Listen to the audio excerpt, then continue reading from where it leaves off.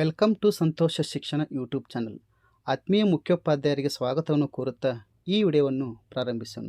MHRD UDIS ಪ್ಲಸ್ನ video ಸರಣಿ ಕಾರ್ಯಕ್ರಮದಲ್ಲಿ ಎರಡನೇ ವಿಡಿಯೋಗೆ ತಮಗೆಲ್ಲರಿಗೂ ಸ್ವಾಗತ. ಮೊದಲನೇ ವಿಡಿಯೋದಲ್ಲಿ ನಾವು ಸ್ಟೂಡೆಂಟ್ ಮಾಡ್ಯೂಲ್ನಲ್ಲಿ 2025-26ನೇ ಸಾಲಿಗೆ ಪ್ರಮೋಟ್ ಮಾಡಬೇಕು ಎನ್ನುವುದನ್ನು ನೋಡಿದ್ದೇವೆ. ಆ ವಿಡಿಯೋದ ಲಿಂಕ್ ಡಿಸ್ಕ್ರಿಪ್ಷನ್ ಬಾಕ್ಸ್ನಲ್ಲಿ ಇರುತ್ತದೆ, ಅದನ್ನು ನೀವು ವೀಕ್ಷಿಸಬಹುದು. ಈ ವಿಡಿಯೋದಲ್ಲಿ ನಾವು ಮುಖ್ಯವಾಗಿ school profile and facility module ಬಗ್ಗೆ ಚರ್ಚಿಸೋಣ. ನಾವು ಸ್ಕೂಲ್ ಪ್ರೊಫೈಲ್ ಆ್ಯಂಡ್ ಫೆಸಿಲಿಟಿಯನ್ನು ಪ್ರತಿ ವರ್ಷ ಅಪ್ಡೇಟ್ ಮಾಡಬೇಕಾಗುತ್ತದೆ. ಅಂದರೆ ನಮ್ಮ ಶಾಲೆಗೆ ಭೌತಿಕ ಸೌಲಭ್ಯಗಳ ಮಾಹಿತಿ, ಮಕ್ಕಳ ಮಾಹಿತಿ, ಮಕ್ಕಳಿಗೆ ವಿತರಿಸಿದ ಸೌಲಭ್ಯಗಳ ಮಾಹಿತಿ, ನಮ್ಮ ಶಾಲೆಯಲ್ಲಿರ್ತಕ್ಕಂಥ ಶಿಕ್ಷಕರ ಮಾಹಿತಿ, ಹೀಗೆ ಪ್ರತಿಯೊಂದು ಮಾಹಿತಿಯನ್ನು ನಾವು MHRD UDIS ಪ್ಲಸ್ನ ಸ್ಕೂಲ್ ಪ್ರೊಫೈಲ್ ಆ್ಯಂಡ್ ಫೆಸಿಲಿಟಿ ಮಾಡ್ಯೂಲ್ನಲ್ಲಿ ನಾವು ಅಪ್ಡೇಟ್ ಮಾಡಬೇಕಾಗುತ್ತದೆ. ಆದ್ದರಿಂದ 2025-26ನೇ ಸಾಲಿಗೆ ಸ್ಕೂಲ್ ಪ್ರೊಫೈಲ್ ಆ್ಯಂಡ್ ಫೆಸಿಲಿಟಿ ಮಾಡ್ಯೂಲ್ನಲ್ಲಿ ಹೇಗೆ ಈ ಎಲ್ಲ ಮಾಹಿತಿಗಳನ್ನು ಅಪ್ಡೇಟ್ ಮಾಡಬೇಕು ಎನ್ನುವುದನ್ನು ನೋಡೋಣ. ಲಾಗಿನ್ ಫಾರ್ ಆಲ್ ಮಾಡ್ಯೂಲ್ಸ್ ಮೇಲೆ ಕ್ಲಿಕ್ ಮಾಡಿರಿ. ಸ್ಟೇಟ್ ಸೆಲೆಕ್ಟ್ ಮಾಡಿರಿ. ಗೋ ಬಟನ್ ಮೇಲೆ ಕ್ಲಿಕ್ ಮಾಡಿರಿ. ಇಲ್ಲಿ ನಮಗೆ ಹಲವಾರಷ್ಟು ಆಪ್ಷನ್ಗಳು ಕಾಣಿಸುತ್ತವೆ. ಇಲ್ಲಿ ನಾವು ಸ್ಕೂಲ್ ಪ್ರೊಫೈಲ್ ಆ್ಯಂಡ್ ಫೆಸಿಲಿಟಿ 2025-26ನೇ ಕಾಲಮ್ನಲ್ಲಿ ಲಾಗಿನ್ ಬಟನ್ ಮೇಲೆ ಕ್ಲಿಕ್ ಮಾಡಬೇಕು. ಈ ರೀತಿಯಾದಂಥ ಒಂದು ಹೊಸ ಪೇಜ್ ಓಪನ್ ಆಗುತ್ತದೆ. ಇಲ್ಲಿ ಯೂಸರ್ ನೇಮ್, ಪಾಸ್ವರ್ಡ್, ಕ್ಯಾಪ್ಚಾ ಹಾಕಿ ಲಾಗಿನ್ ಬಟನ್ ಮೇಲೆ ಕ್ಲಿಕ್ ಮಾಡುವುದರ ಮೂಲಕ ಮುಂದಿನ ಪೇಜ್ಗೆ ಹೋಗಬಹುದು. ಈ ರೀತಿಯಾದಂಥ ಒಂದು ಇಂಟರ್ಫೇಸ್ ಓಪನ್ ಆಗುತ್ತದೆ. Profile and facility, user manual, prefilled DCF, U block or district MIS information. ನಾವು ಪ್ರೀ-ಫಿಲ್ಡ್ DCF ಅನ್ನು ಡೌನ್ಲೋಡ್ ಮಾಡಿಕೊಂಡು ಅಲ್ಲಿರ್ತಕ್ಕಂಥ ಮಾಹಿತಿಯನ್ನು ಮೊದಲೇ ಬರೆದಿಟ್ಟುಕೊಂಡರೆ ಪ್ರೊಫೈಲ್ ಆ್ಯಂಡ್ ಫೆಸಿಲಿಟಿಯನ್ನು ಭರ್ತಿ ಮಾಡಲು ನಮಗೆ ಅನುಕೂಲವಾಗುತ್ತದೆ. ಇವಾಗ ಪ್ರೊಫೈಲ್ ಆ್ಯಂಡ್ ಫೆಸಿಲಿಟಿ ಮೇಲೆ ಕ್ಲಿಕ್ ಮಾಡೋಣ. ಈ ರೀತಿಯಾದಂಥ ಸ್ಕೂಲ್ ಪ್ರೊಫೈಲ್ ಡ್ಯಾಶ್ಬೋರ್ಡ್ ಓಪನ್ ಆಗುತ್ತದೆ. ಇಲ್ಲಿ ನಮಗೆ ಅಕಾಡೆಮಿಕ್ ಇಯರ್ 2025-26 ಡಿಸ್ಪ್ಲೇ ಆಗುತ್ತದೆ. ಸರ್ಟಿಫಿಕೇಷನ್ ಡಾಟಾ ಸ್ನ್ಯಾಪ್ಚಾಟನ್ನು ನಾವು ವೀಕ್ಷಿಸಬಹುದು. ಓವರಾಲ್ ಸ್ಟೇಟಸ್ ನೀಡ್ಸ್ ಅಪ್ಡೇಷನ್ ಅಂತ ಇದೆ, ಅಂದರೆ ನಾವು ಅಪ್ಡೇಟ್ ಮಾಡಿದಾಗ ಅದು ಕಂಪ್ಲೀಟೆಡ್ ಎಂದು ಬರುತ್ತದೆ. ಸರ್ಟಿಫಿಕೇಷನ್ ಸ್ಟೇಟಸ್ ನಾಟ್ ಸರ್ಟಿಫೈಡ್, ಎಲ್ಲ DCF ಫಾರ್ಮ್ಗಳನ್ನು ಅಪ್ಡೇಟ್ ಮಾಡಿದಾಗ ನಮಗೆ ಸರ್ಟಿಫಿಕೇಷನ್ ಸ್ಟೇಟಸ್ನಲ್ಲಿ ಸರ್ಟಿಫೈಡ್ ಎಂದು ಬರುತ್ತದೆ. ಸ್ಕೂಲ್ ಪ್ರೊಫೈಲ್ ಆ್ಯಂಡ್ ಫೆಸಿಲಿಟಿ ಮಾಡ್ಯೂಲ್ನಲ್ಲಿ ನಾವು ಎರಡು ವಿಭಾಗಗಳನ್ನು ನೋಡುತ್ತೇವೆ. ವಿಭಾಗ 1 ಶಾಲಾ ಪ್ರೊಫೈಲ್, ವಿಭಾಗ 2 ಭೌತಿಕ ಸೌಲಭ್ಯಗಳು, ಉಪಕರಣಗಳು, ಕಂಪ್ಯೂಟರ್ ಮತ್ತು ಡಿಜಿಟಲ್ ಉಪಕ್ರಮಗಳು. ನಾವು ವಿಭಾಗ 1ರಲ್ಲಿ 7 ಫಾರ್ಮ್ಗಳನ್ನು ಅಪ್ಡೇಟ್ ಮಾಡಬೇಕು. 1ನೇ ಫಾರ್ಮ್ನಲ್ಲಿ ಶಾಲೆಯ ಮೂಲ ಮಾಹಿತಿಯನ್ನು ಅಪ್ಡೇಟ್ ಮಾಡಬೇಕು. 2ನೇ ಫಾರ್ಮ್ನಲ್ಲಿ ಶಾಲೆಯ ಇತರೆ ವಿವರಗಳನ್ನು ಅಪ್ಡೇಟ್ ಮಾಡಬೇಕು.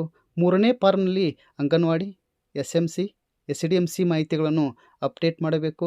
4ನೇ ಫಾರ್ಮ್ನಲ್ಲಿ ಉಚಿತ ಪಠ್ಯಪುಸ್ತಕ, ಸಮವಸ್ತ್ರಗಳನ್ನು, ಈ ರೀತಿಯಾದಂಥ ಮಾಹಿತಿಯನ್ನು ನಾವು ಅಪ್ಡೇಟ್ ಮಾಡಬೇಕು. ನೆಕ್ಸ್ಟ್ 5ನೇ ಫಾರ್ಮ್ನಲ್ಲಿ ಬೋಧನೆಗೆ ಸಂಬಂಧಿಸಿದ ಮಾಹಿತಿಯನ್ನು, ಹಿಂದಿನ ವರ್ಷಕ್ಕೆ ಸಂಬಂಧಿಸಿದ ಮಾಹಿತಿಯನ್ನು ಅಪ್ಡೇಟ್ ಮಾಡಬೇಕು. 6ನೇ ಫಾರ್ಮ್ನಲ್ಲಿ ಶಾಲಾ ಸುರಕ್ಷತೆಗೆ ಸಂಬಂಧಿಸಿದ ಮಾಹಿತಿಯನ್ನು ಅಪ್ಡೇಟ್ ಮಾಡಬೇಕು. 7ನೇ ಫಾರ್ಮ್ನಲ್ಲಿ ರಸೀದಿಗಳು ಹಾಗೂ ವೆಚ್ಚಗಳು, ಅಂದರೆ ಅನುದಾನಕ್ಕೆ ಸಂಬಂಧಿಸಿದ ಮಾಹಿತಿಯನ್ನು 2024-25ನೇ ಸಾಲಿನ ಅನುದಾನಕ್ಕೆ ಸಂಬಂಧಿಸಿದ ಮಾಹಿತಿಗಳನ್ನು ಅಪ್ಡೇಟ್ ಮಾಡಬೇಕು. ಇವಾಗ ಒಂದೊಂದಾಗಿ ನೋಡುತ್ತಾ ಹೋಗೋಣ. ಫಾರ್ಮ್ 1 ಮೂಲ ಶಾಲಾ ಪ್ರೊಫೈಲ್ ಮೇಲೆ ಕ್ಲಿಕ್ ಮಾಡಿರಿ. ಆವಾಗ ಶಾಲಾ ಪ್ರೊಫೈಲ್ ಓಪನ್ ಆಗುತ್ತದೆ. ಇಲ್ಲಿ ನಾವು ಯಾವುದೇ ಚೇಂಜಸ್ಗಳನ್ನು ಮಾಡಲು ಬರುವುದಿಲ್ಲ. ಇಲ್ಲಿ ನಾವು ಚೇಂಜಸ್ ಮಾಡಬೇಕಾಗಿತ್ತಂದರೆ 2 ರೀತಿಯಾದಂಥ ಸೂಚನೆಗಳನ್ನು ನೀಡಿದ್ದಾರೆ. _ ಶಾಲಾ ಡೈರೆಕ್ಟರಿ ನಿರ್ವಹಣಾ ಪೋರ್ಟಲ್ನಲ್ಲಿ ನವೀಕರಿಸಬಹುದು.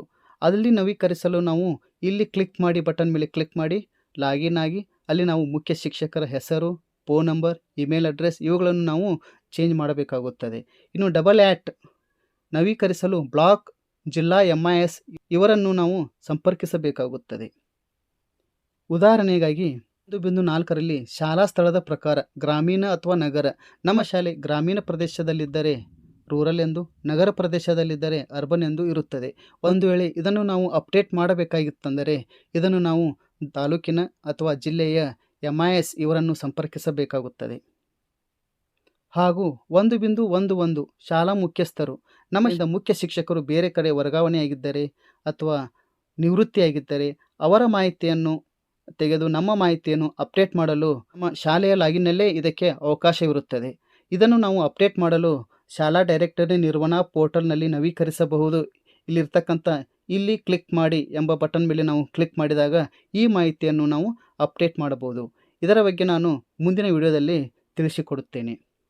ಪೂರ್ಣಗೊಂಡಿದೆ ಅದರ ಮೇಲೆ ಕ್ಲಿಕ್ ಮಾಡಿರಿ. ಆವಾಗ ನಮಗೆ ಎರಡನೇ ಫಾರ್ಮ್ ಓಪನ್ ಆಗುತ್ತದೆ. ಶಾಲೆಯ ಮೂಲ ಮಾಹಿತಿಯನ್ನು ಅಪ್ಡೇಟ್ ಮಾಡಬೇಕು. 2024-25ನೇ ಸಾಲಿನಲ್ಲಿ ಅಪ್ಡೇಟ್ ಮಾಡಿದಂಥ ಮಾಹಿತಿ ಕೆಲವೊಂದಷ್ಟು ಆಟೋಮೆಟಿಕ್ಕಾಗಿ ಫೆಚ್ ಆಗಿರುತ್ತವೆ. ಅವುಗಳಲ್ಲಿ ಮತ್ತೆ ಏನಾದರೂ ಚೇಂಜಸ್ ಮಾಡಬೇಕಾಗಿತ್ತಂದರೆ ಅಥವಾ ಹೊಸದಾಗಿ ಏನನ್ನಾದರೂ ಸೇರಿಸಬೇಕಾಗಿತ್ತಂದರೆ ಅಥವಾ ತೆಗೆದುಹಾಕಬೇಕಾಗಿತ್ತೆಂದರೆ ಕಾಲಮ್ಗಳನ್ನು ಎಡಿಟ್ ಮಾಡಬೇಕು. ನಂತರ ಸೇವ್ ಆ್ಯಂಡ್ ನೆಕ್ಸ್ಟ್ ಉಳಿಸಿ ಮತ್ತು ಮುಂದೆ ಬಟನ್ ಮೇಲೆ ಕ್ಲಿಕ್ ಮಾಡಬೇಕು. ಆವಾಗ ಮುಂದಿನ ಪುಟ ತೆರೆದುಕೊಳ್ಳುತ್ತದೆ. ಮೂರನೇ ಪುಟದಲ್ಲಿ ನಾವು ಅಂಗನವಾಡಿ, SDMC, SMC ಇವುಗಳ ಮಾಹಿತಿಯನ್ನು ಅಪ್ಡೇಟ್ ಮಾಡಿ ಉಳಿಸಿ ಮತ್ತು ಮುಂದೆ ಅದರ ಮೇಲೆ ಕ್ಲಿಕ್ ಮಾಡಬೇಕು. 4ನೇ ಫಾರ್ಮ್ ಓಪನ್ ಆಗುತ್ತದೆ. 4ನೇ ಫಾರ್ಮ್ನಲ್ಲಿ ನಾವು ಉಚಿತ ಪಠ್ಯಪುಸ್ತಕ, TLM ಹಾಗೂ ಹಿಂದಿನ ವರ್ಷದ ಕಲಿಕಾ ಅನುಭವಗಳನ್ನು ನಾವು ಇಲ್ಲಿ ಎಂಟರ್ ಮಾಡಬೇಕಾಗುತ್ತದೆ. ಈ ಒಂದು ಫಾರ್ಮ್ನಲ್ಲಿ ನಾವು 2024-25ನೇ ಸಾಲಿಗೆ ಸಂಬಂಧಿಸಿದ ಮಾಹಿತಿಯನ್ನು ಅಪ್ಡೇಟ್ ಮಾಡಬೇಕು. ಅಪ್ಡೇಟ್ ಮಾಡಿದ ಮೇಲೆ ಉಳಿಸಿ ಮತ್ತು ಮುಂದೆ ಕ್ಲಿಕ್ ಮಾಡಿ. ಆವಾಗ 5ನೇ ಫಾರ್ಮ್ ಓಪನ್ ಆಗುತ್ತದೆ. ಈ ಫಾರ್ಮ್ನಲ್ಲಿ ಬೋಧನೆ ಮತ್ತು ಕಲಿಕೆಗೆ ಸಂಬಂಧಿಸಿದ ಮಾಹಿತಿಯನ್ನು ನಾವು ಅಪ್ಡೇಟ್ ಮಾಡಬೇಕು. ಇಲ್ಲಿ ಅಪ್ಡೇಟ್ ಮಾಡುವಾಗ ನಾವು 2024-25ನೇ ಸಾಲಿನ ಮಾಹಿತಿಯನ್ನು ಅಪ್ಡೇಟ್ ಮಾಡಬೇಕಾಗುತ್ತದೆ. ಸೈಬರ್ ಸುರಕ್ಷತೆಯ ಕುರಿತು ಮಾರ್ಗದರ್ಶನ ತೆಗೆದುಕೊಂಡ ವಿದ್ಯಾರ್ಥಿಗಳ ಸಂಖ್ಯೆ, ಮಾನಸಿಕ ಸಾಮಾಜಿಕ ಅಂಶಗಳ ಕುರಿತು ತರಬೇತಿ ಪಡೆದ ವಿದ್ಯಾರ್ಥಿಗಳ ಸಂಖ್ಯೆ, ಈ ರೀತಿಯಾಗಿ ಇರ್ತಕ್ಕಂಥ ಅಂಶಗಳನ್ನು 2024-25ನೇ ಸಾಲಿಗೆ ಸಂಬಂಧಿಸಿದ ಮಾಹಿತಿಯನ್ನು ಅಪ್ಡೇಟ್ ಮಾಡಬೇಕು. ಉಳಿಸಿ ಮತ್ತು ಮುಂದೆ ಬಟನ್ ಮೇಲೆ ಕ್ಲಿಕ್ ಮಾಡಿರಿ. ಈಗ ಫಾರಂ ನಂಬರ್ 6 ಓಪನ್ ಆಗುತ್ತದೆ. ಇಲ್ಲಿ ಶಾಲಾ ಸುರಕ್ಷತೆಗೆ ಸಂಬಂಧಿಸಿದ ಮಾಹಿತಿಗಳನ್ನು ಡಿಸ್ಪ್ಲೇ ಆಗುತ್ತವೆ. ಪ್ರತಿಯೊಂದು ಕಾಲಮ್ಗಳನ್ನು ನಾವು ಓದಿಕೊಂಡು ಹೌದು ಅಥವಾ ಇಲ್ಲ ಯಾವುದಾದ್ರು ಸಂಬಂಧಪಟ್ಟಂತಹ ಆಪ್ಷನ್ ಮೇಲೆ ಕ್ಲಿಕ್ ಮಾಡಬೇಕು. ಎಲ್ಲ ಮಾಹಿತಿಯನ್ನು ಅಪ್ಡೇಟ್ ಮಾಡಿದ ಮೇಲೆ ಉಳಿಸಿ ಮತ್ತು ಮುಂದೆ ಬಟನ್ ಮೇಲೆ ಕ್ಲಿಕ್ ಮಾಡಿರಿ. ನಂತರ 7ನೇ ಫಾರ್ಮ್ ಓಪನ್ ಆಗುತ್ತದೆ. ಈ ಒಂದು ಫಾರ್ಮ್ನಲ್ಲಿ ನಾವು ಶಾಲೆಗೆ ಸಂಬಂಧಿಸಿದ ರಸೀದಿಗಳು ಮತ್ತು ವೆಚ್ಚಗಳು ಅಂದರೆ ಅನುದಾನಕ್ಕೆ ಸಂಬಂಧಿಸಿದ ಮಾಹಿತಿಯನ್ನು ನಾವು ಅಪ್ಡೇಟ್ ಮಾಡಬೇಕಾಗುತ್ತದೆ.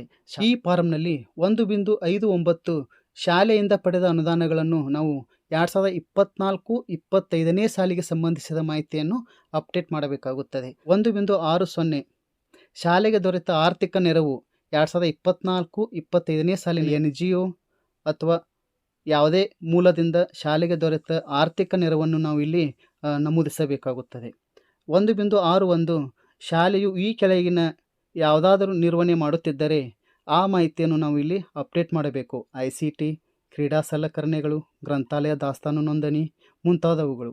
1.62 ಹಿಂದಿನ ಶೈಕ್ಷಣಿಕ ವರ್ಷದಲ್ಲಿ ಶಾಲೆಯ ಒಟ್ಟು ವಾರ್ಷಿಕ ಖರ್ಚನ್ನು ನಾವು ಇಲ್ಲಿ ಎಂಟರ್ ಮಾಡಬೇಕಾಗುತ್ತದೆ. ಈ ಎಲ್ಲ ಮಾಹಿತಿಯನ್ನು ಭರ್ತಿ ಮಾಡುವಾಗ 2024-25ನೇ ಸಾಲಿನ ಮಾಹಿತಿಯನ್ನು ನಾವು ಎಂಟರ್ ಮಾಡಬೇಕಾಗುತ್ತದೆ. ಎಂಟರ್ ಮಾಡಿದ ಮೇಲೆ ಉಳಿಸಿ ಮತ್ತು ಮುಂದೆ ಬಟನ್ ಮೇಲೆ ಕ್ಲಿಕ್ ಮಾಡಿರಿ. ಎರಡನೇ ವಿಭಾಗ ತೆರೆದುಕೊಳ್ಳುತ್ತದೆ. ವಿಭಾಗ 2ರಲ್ಲಿ ನಾವು ಭೌತಿಕ ಸೌಲಭ್ಯಗಳು, ಉಪಕರಣಗಳು ಮತ್ತು ಡಿಜಿಟಲ್ ಉಪಕ್ರಮಗಳನ್ನು ನಾವು ಎಂಟರ್ ಮಾಡಬೇಕಾಗುತ್ತದೆ. 1ರಲ್ಲಿ ತರಗತಿ ಕೊಠಡಿಗಳ ವಿವರವನ್ನು ಎಂಟರ್ ಮಾಡಿ ಉಳಿಸಿ ಮತ್ತು ಮುಂದೆ ಬಟನ್ ಮೇಲೆ ಕ್ಲಿಕ್ ಮಾಡಬೇಕು.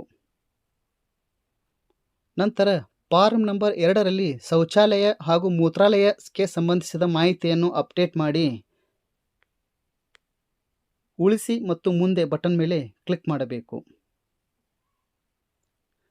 ಫಾರ್ಮ್ ನಂಬರ್ 3ರಲ್ಲಿ ಶಾಲಾ ಭೌತಿಕ ಸೌಲಭ್ಯ ಹಾಗೂ ಸಲಕರಣೆಗಳಿಗೆ ಸಂಬಂಧಿಸಿದ ಮಾಹಿತಿಯನ್ನು ಅಪ್ಡೇಟ್ ಮಾಡಿ, ಅಂದರೆ ವಿಜ್ಞಾನ ಕಿಟ್, ಗಣಿತ ಕಿಟ್, ಬಯೋಮೆಟ್ರಿಕ್ ಸಾಧನ ಈ ರೀತಿಯಾಗಿರ್ತಕ್ಕಂಥ ಮಾಹಿತಿಗಳನ್ನು ಅಪ್ಡೇಟ್ ಮಾಡಿ ಉಳಿಸಿ ಮತ್ತು ಮುಂದೆ ಬಟನ್ ಮೇಲೆ ಕ್ಲಿಕ್ ಮಾಡಿರಿ. ಫಾರ್ಮ್ ನಂಬರ್ 4ರಲ್ಲಿ ನಾವು ಕಂಪ್ಯೂಟರ್ ಹಾಗೂ ಡಿಜಿಟಲ್ ಉಪಕರಣಗಳ ಬಗ್ಗೆ ಮಾಹಿತಿಯನ್ನು ಅಪ್ಡೇಟ್ ಮಾಡಬೇಕು. ಅಂದರೆ ಡೆಸ್ಕ್ಟಾಪ್ ಕಂಪ್ಯೂಟರ್ಗಳು, laptop, tablets, projector, printer, scanner, server ಹೀಗೆ ಇಲ್ಲಿರ್ತಕ್ಕಂಥ ಎಲ್ಲ ಮಾಹಿತಿಯನ್ನು ಅಪ್ಡೇಟ್ ಮಾಡಿ ಉಳಿಸಿ ಬಟನ್ ಮೇಲೆ ಕ್ಲಿಕ್ ಮಾಡಬೇಕು. ನಂತರ ಬ್ಯಾಕ್ ಟು ಡ್ಯಾಶ್ಬೋರ್ಡ್ ಮೇಲೆ ಕ್ಲಿಕ್ ಮಾಡಬೇಕು. ಈ ರೀತಿ ಇಲ್ಲಿರ್ತಕ್ಕಂಥ ಎಲ್ಲ ಫಾರ್ಮ್ಗಳನ್ನು ಅಪ್ಡೇಟ್ ಮಾಡಿದಾಗ ಯಾವ ದಿನಾಂಕಕ್ಕೆ ಅಪ್ಡೇಟ್ ಮಾಡಿದ್ದೇವೆ ಆ ದಿನಾಂಕ ಅಲ್ಲಿ ಡಿಸ್ಪ್ಲೇ ಆಗುತ್ತದೆ ಮತ್ತು ಸ್ಟೇಟಸ್ ಕಾಲಮ್ನಲ್ಲಿ ಕಂಪ್ಲೀಟೆಡ್ ಎಂದು ಬಂದಿರುತ್ತದೆ. ಈ ರೀತಿಯಾಗಿ ನಮ್ಮ ಶಾಲೆಯ 2025-26ನೇ ಸಾಲಿನ ಸ್ಕೂಲ್ ಪ್ರೊಫೈಲ್ ಆ್ಯಂಡ್ ಫೆಸಿಲಿಟಿ ಮಾಡ್ಯೂಲ್ನಲ್ಲಿ ಎಲ್ಲ ಮಾಹಿತಿಯನ್ನು ಅಪ್ಡೇಟ್ ಮಾಡಬೇಕು. ಅಪ್ಡೇಟ್ ಮಾಡಿದ ಮೇಲೆ ನಾವು ಸರ್ಟಿಫಿಕೇಷನ್ ಮಾಡಬೇಕಾಗುತ್ತದೆ. ಸರ್ಟಿಫಿಕೇಷನ್ ಇನ್ನೂ ಎನೇಬಲ್ ಆಗಿರುವುದಿಲ್ಲ. ಸರ್ಟಿಫಿಕೇಷನ್ ಬಗ್ಗೆ ನಾನು ನಂತರದಲ್ಲಿ ತಿಳಿಸಿಕೊಡುತ್ತೇನೆ. ಈ ವಿಡಿಯೋದಲ್ಲಿ ಈ ಸ್ಕೂಲ್ ಪ್ರೊಫೈಲ್ ಆ್ಯಂಡ್ ಫೆಸಿಲಿಟಿಯನ್ನು ಯಾವ ರೀತಿ ಅಪ್ಡೇಟ್ ಮಾಡಬೇಕು ಎಂಬುದನ್ನು ಚರ್ಚಿಸಿದ್ದೇವೆ. ಆತ್ಮೀಯರೇ, ಮುಂದಿನ ವಿಡಿಯೋದಲ್ಲಿ ಟೀಚರ್ ಮಾಡ್ಯೂಲ್ ಬಗ್ಗೆ ನಾವು ಸಂಪೂರ್ಣವಾಗಿ ತಿಳಿದುಕೊಳ್ಳೋಣ. ಈ ವಿಡಿಯೋ ತಮಗೆ ಇಷ್ಟವಾಗಿದ್ದರೆ ಈ ವಿಡಿಯೋಕ್ಕೊಂದು ಲೈಕ್ ಮಾಡಿ, ಶೇರ್ ಮಾಡಿ, ಕಮೆಂಟ್ ಮಾಡಿ. ಇದೇ ರೀತಿ UDS+ ಸರಣಿ ಕಾರ್ಯಕ್ರಮದ ಎಲ್ಲ ವಿಡಿಯೋಗಳಿಗಾಗಿ ಹಾಗೂ ಇನ್ನಿತರೆ ಶೈಕ್ಷಣಿಕ ಮಾಹಿತಿಗಾಗಿ ಸಂತೋಷ ಶಿಕ್ಷಣ ಯೂಟ್ಯೂಬ್ ಚಾನಲ್ಗೆ ಸಬ್ಸ್ಕ್ರೈಬ್ ಆಗಿರಿ. ಎಲ್ಲರಿಗೂ ಧನ್ಯವಾದಗಳು.